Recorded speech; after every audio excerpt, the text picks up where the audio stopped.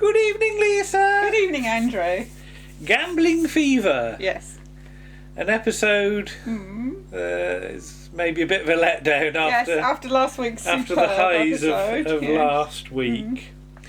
But Mrs. Slocum is purple. She is. She is. And Mr. Spooner is waving a handheld fan He's not around. waving, he's holding it. Yeah. It's not like he's doing this. There'd be no point. Those little battery operated. Yeah, ones that don't last for very long. Yeah. With a Gert battery in it, probably, as you said, lasts all of 5 minutes, and then. But Miss Brahms and Mrs. Slocum are titivating the centre display a bit, aren't they? I love the way Mrs. Slocum, she's got, I don't know if it's like a dress or a coat, and she's sort of folding it, and she just bangs it on the counter and leaves it to Miss Brahms, who doesn't do it anyway. Miss Brahms' suspender breaks. Well, that's once they've gone out, because they go to the centre display, don't they? Yeah. Mr. Harmon comes in talking to Seymour on a big walkie-talkie. A huge walkie-talkie. Yeah. Yeah. We should say, actually, who Seymour was played by, shouldn't we? Yes, it's Keith Hodiak. Yes, he's the Raston Warrior robot, yes. Yes. Although you wouldn't recognise him as the Raston Warrior Warrior obviously not, because he's not silver. No. But they've got a new security system, which is referred to as Big Brother. Yes. Which is a screen. Where the fitting room used to be. Yes, I don't know where you have to go to be fitted. Yeah, maybe there's some other fitting rooms. Which is a sort of computer console with a black and white screen. I love the fact it's a black and white screen. They can't afford a colour. It's a long way into the 80s to still have a black and white screen, isn't it? Yes. Okay. But my gran had a black and white television up until she moved out of her house to live with us. It was cheaper. They managed to see Mr. Rumbold. Now, given the camera angle on Mr. Rumbold, where is the camera? I don't know. It's because sort of it's there, isn't it? It's effectively the camera position. Yeah, obviously it's the camera position. Yeah, that's in the studio. It should be one looking down. But effectively, that's as though the camera's stuck in the middle of the room. Yeah. Where a seat would be if you were talking to it. Yeah, so really, yes, to say, it should be up high. Yeah, but down. He's polishing his head because he's got a spray can of polish and he does that, doesn't he?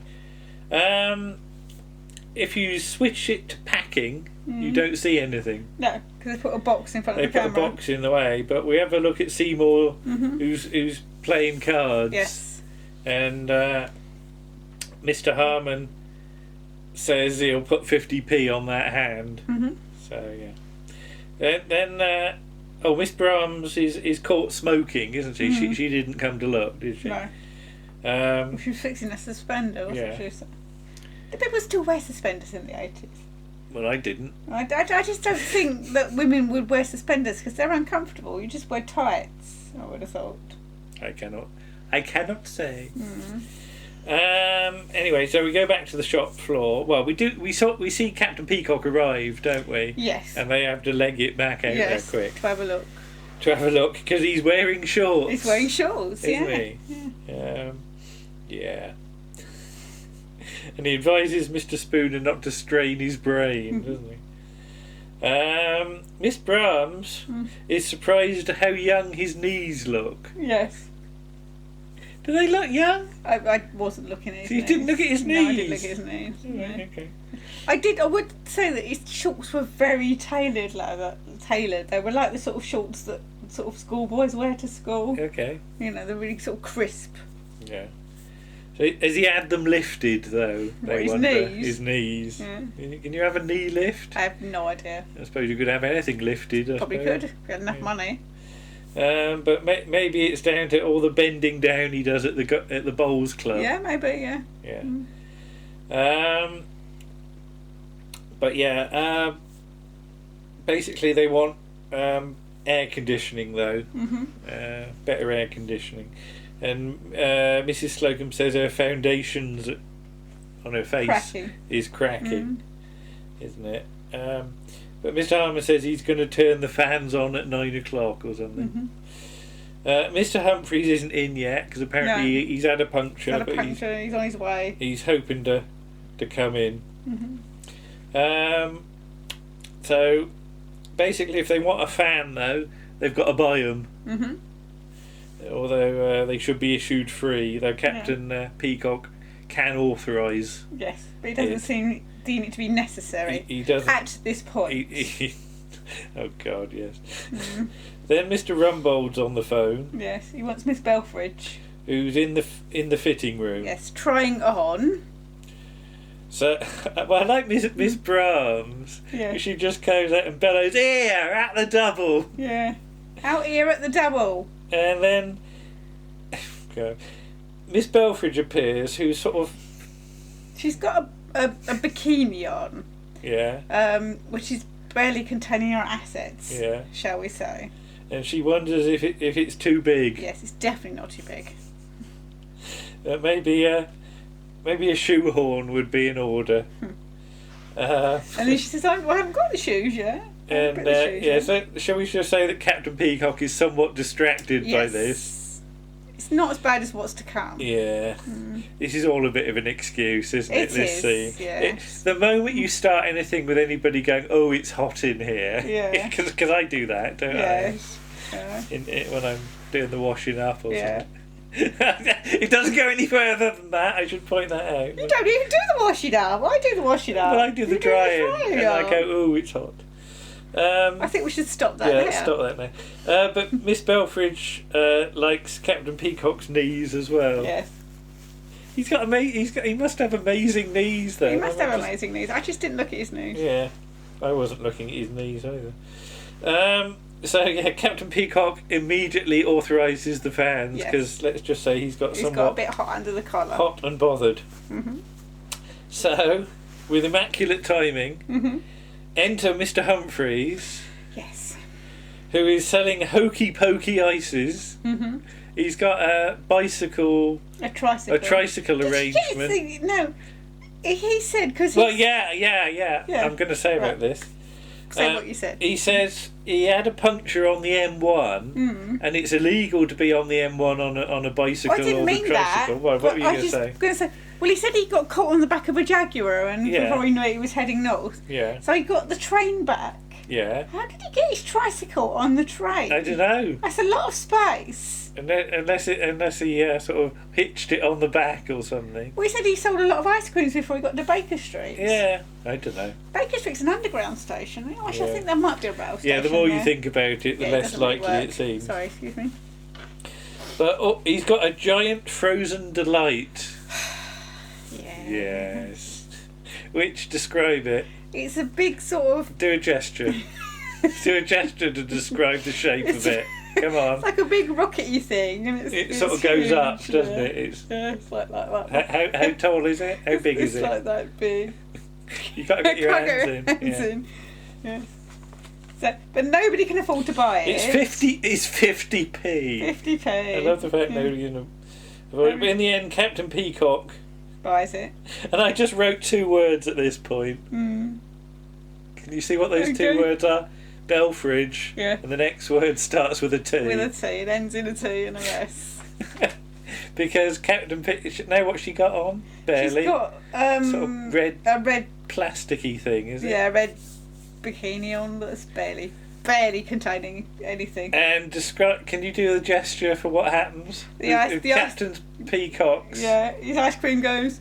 Where does it go? It sort of folds. What is it pointing at? I was pointing at her chesticles. Yeah. I do wonder if this scene is why I've never heard Candy Davis ever being interviewed about are you being served. Because it's a little humiliating for her. Yeah. And it's going back to the bad old sort of sexism of old Mr. Grace. Yeah. Bad Jeremy Lloyd. Yeah. So Mr. Rumbold, he sees this. So Miss Belfridge then changes into sort of a yellow dress of some sort. And he wonders whether that was the costume or the label. Yeah, when he she shows him the sort of bottoms. Enter Mr. Harmon with tea. Yeah, but no biscuits. No biscuits. Though he's got a Cadbury snack that's seen better days, hasn't it? It's covered in fluff. Yeah. Because it's been in his Can pocket. you still get Cadbury snacks? I remember them. I don't think you can, because it's chocolate and biscuit, isn't it? Yeah, I never really liked them that much. I didn't mind them. But the bonus payment has come through amazingly, and Mr. Harmon waves his wad about, doesn't he? As he has definitely got loads of money at this point. Got loads of money. Mr. Grace is on the phone. The bonus has come through for everyone except upper middle management. Yes. Which basically means Mr. Rumbold. Yeah. And Mr. Rumbold resigns on the spot. Yeah. So this is a bluff. Yes. Because he thinks Mr. Grace will phone him Mr. Grace back. will phone back, not wanting him to resign. And nothing. I just like the way there's just a sort of bit of. Like nobody's got anything to say. No. You've just got to fill a few seconds.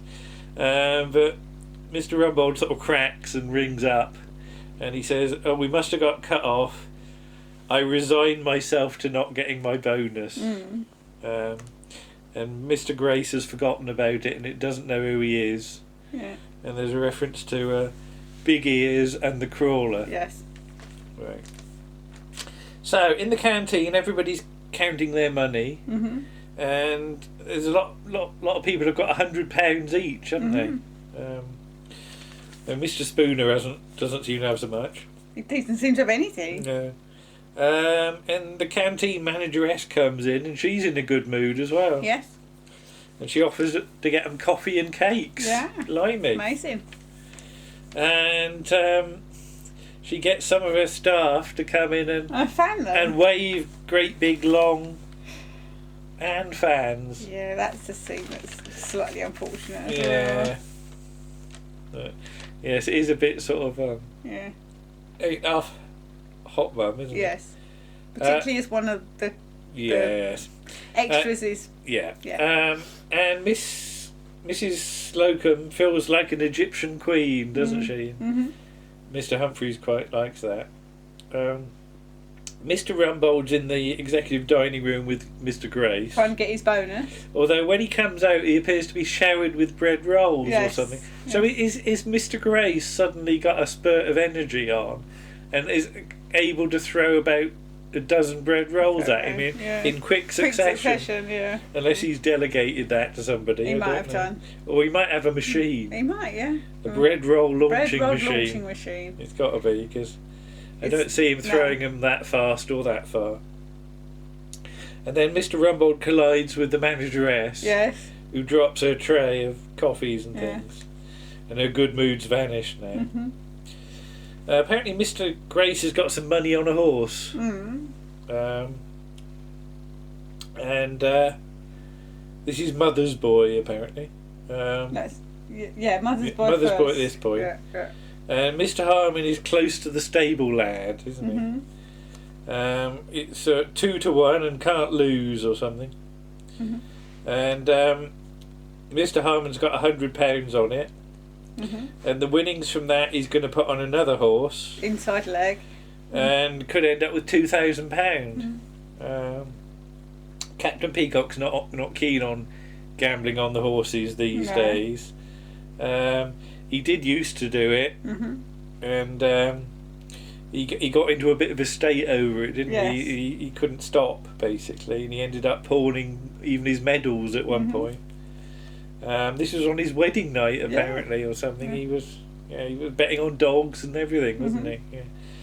So he stopped through through sheer willpower and the love of a good woman, and his wife as well. Yes. Oh dear.